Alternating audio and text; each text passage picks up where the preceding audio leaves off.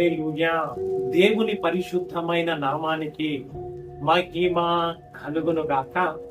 ఈ రోజున దేవుడు మనల్ని ప్రేమించి మనకు అనుగ్రహిస్తున్న రక్షణ వాక్యము అపోస్తుల గ్రంథము 2వ అధ్యాయము 24వ వాక్యము.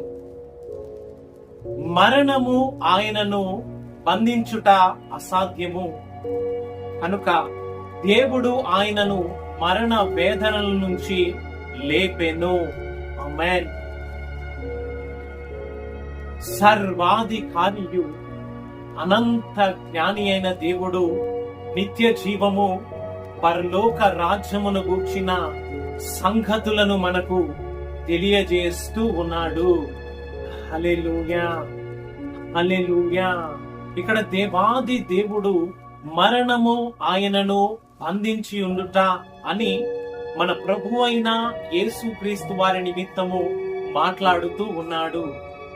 మరి మన ప్రభువు ఈ యొక్క సర్వ మానవాళి నిమిత్తము తన మహిమనంతయు విడిచిపెట్టి దీనుడిగా దరిద్రుడిగా దిగి వచ్చి నీ నా పాపముల నిమిత్తము మరణించి నిత్య నరకాగ్ని నుంచి నిత్య జీవములోనికి మనల్ని చేర్చు నిమిత్తము తన ప్రాణాన్ని ప్రభువు ధారపోసి ఉంటూ ఉన్నాడు.